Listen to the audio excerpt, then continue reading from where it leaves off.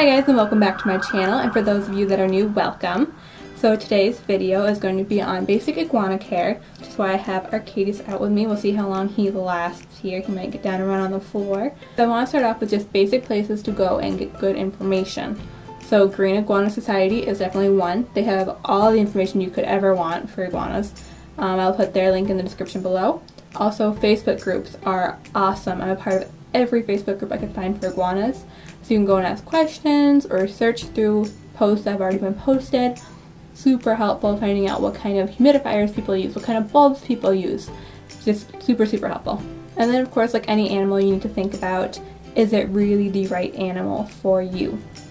Because iguanas are basically like dogs that get about 6 foot and live about 20 years and are arboreal and need lots of space. And they require a little more time as far as bonding goes than a dog would.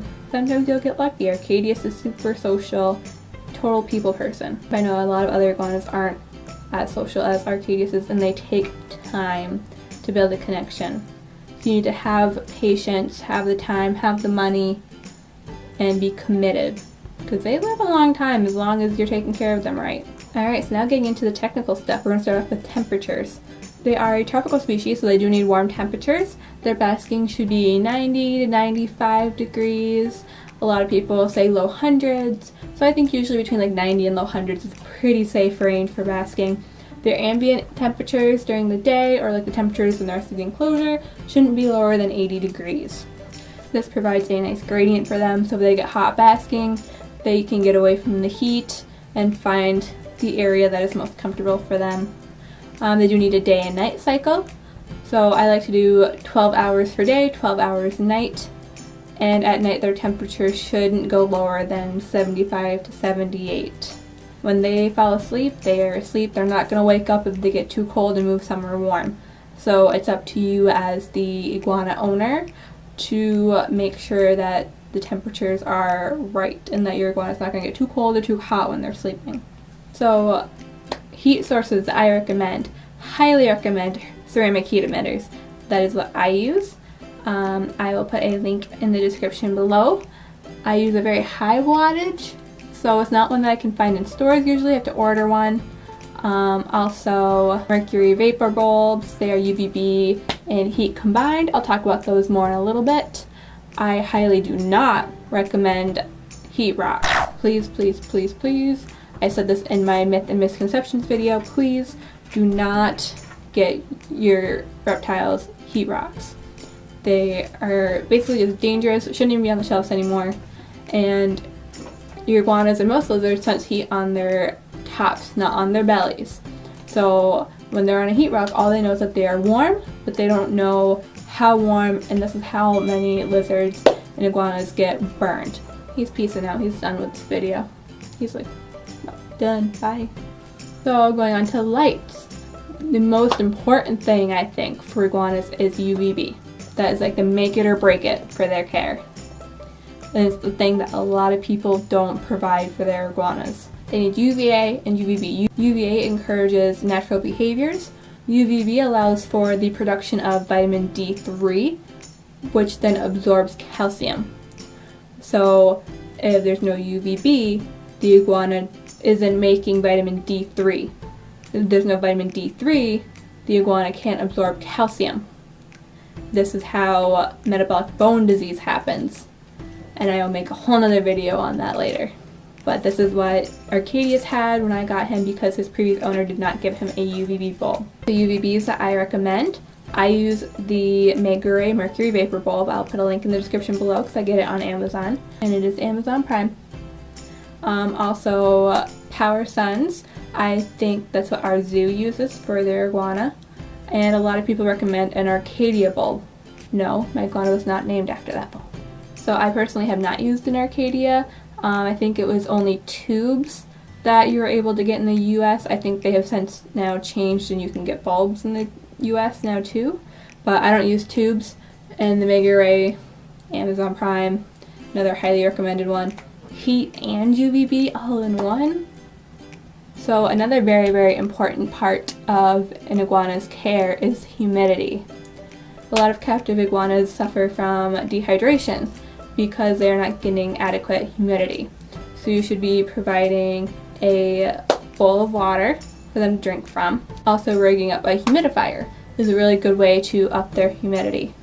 So I showed you guys in my iguana enclosure tour how I did that. I just have a humidifier with a mask from a hospital and tubing, and it runs into the enclosure. My humidifier doesn't work anymore, so I'm in the process of getting him a new one. I'm getting one that a lot of iguana owners recommended in the Facebook groups, so I'll let you guys know how that works out for me. So their humidity should be between 65 and 75%.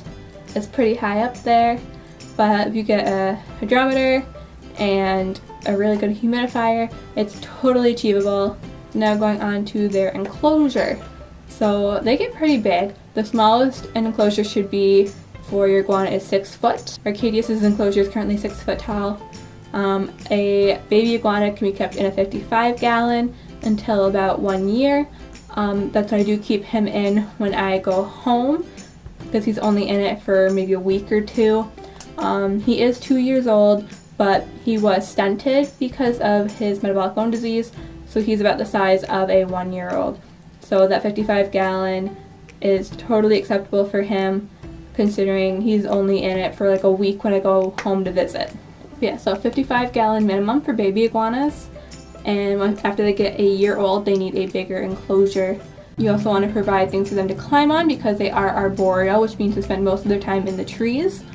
So branches, driftwood, a lot of people use cat trees.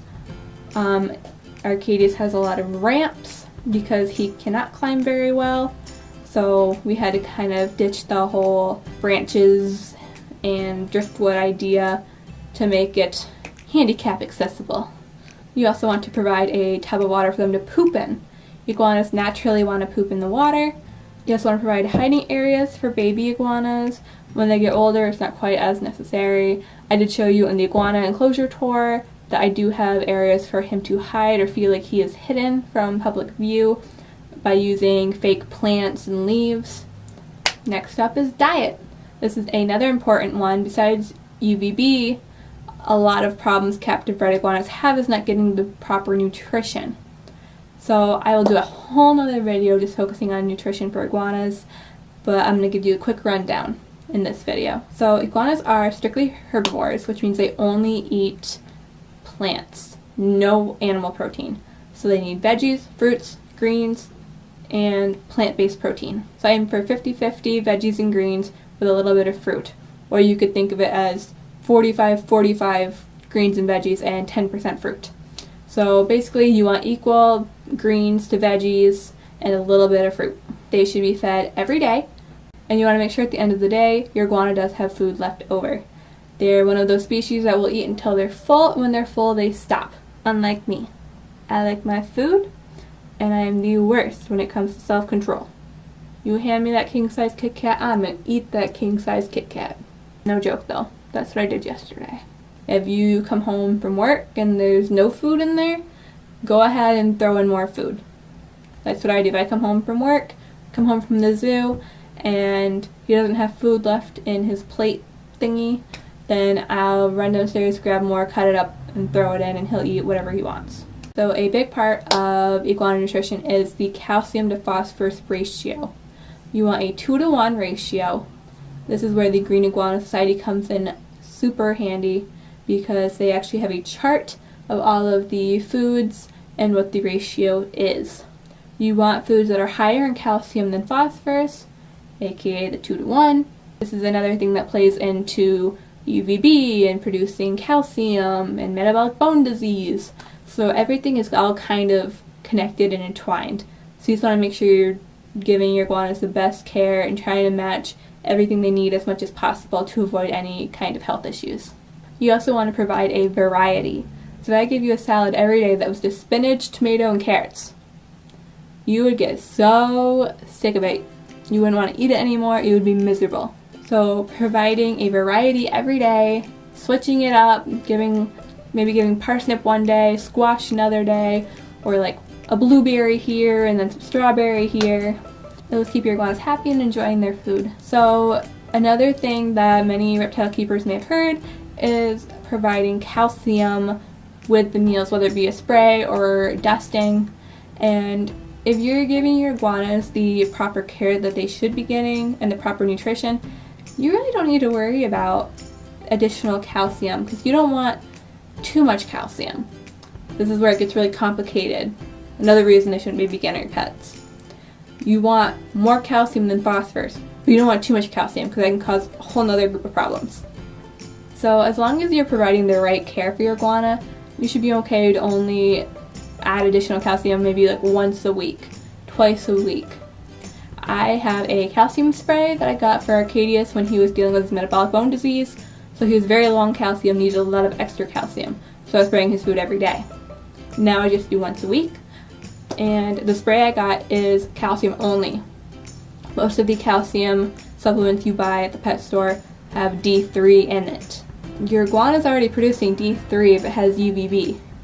So you don't really want to push extra D3. So the best thing is to try to find calcium that does not have that D3 in it, because then you are just simply providing calcium. I will try to find the one that I bought and put a link for it in the description below. So I'm just going to end this video with a couple things to think about when you're getting your iguana. Just some last minute preparations. So obviously make sure you have an enclosure ready to go when you bring home your iguana. Also think about where you are getting your iguana from. If it's a shelter, a pet store, a breeder, whatever it is, try to figure out what kind of care it has been receiving. Otherwise you're going to end up with a iguana with health issues like I did. Although I went in knowing there's a good chance that he had metabolic bone disease, I just didn't know how bad it was going to be. So if you want to try to avoid the health issues, try to do your research and ask questions. Also make sure that you have a vet lined up. Just like a dog or cat, iguana should be checked once a year at the vet. Arcadius is actually due for a vet visit. I got lucky, there was a vet back home who does do reptiles. He just doesn't advertise it. So we were going to him a lot when I got him because we were dealing with his metabolic bone disease. Now I'm back at school in the city, so we have lots of exotic vets here. So we got super lucky. Yeah, so just making sure that you have a vet lined up. Part of the reason I got into YouTube was to talk about iguanas and iguana care, because not a lot of people do.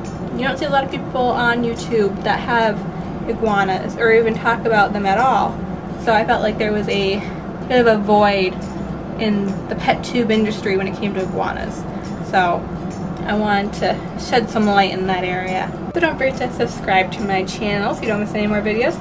Give this video a thumbs up if you like iguanas, if you like Arcadius, if you thought this was informational, or just any other reason. And maybe hit that notification bell so you don't miss any more videos.